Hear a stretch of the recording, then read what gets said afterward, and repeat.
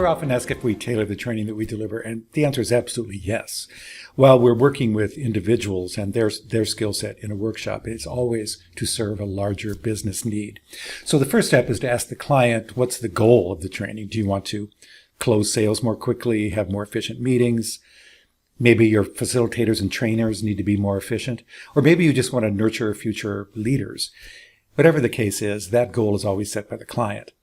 Once that is determined, we take a closer look at the people we'll be working with in particular. What's their business strategy? How do they function as a team? How do they work together? And of course, people in the workshop are always working on a real-life meeting, presentation, or training session, so it's always tailored to their individual business situation. So in every workshop, we always try to focus on efficiency and relevance. We don't want to waste the learner's time, and we certainly don't want to waste the client's money. So tailoring is really critical to meeting both of those goals.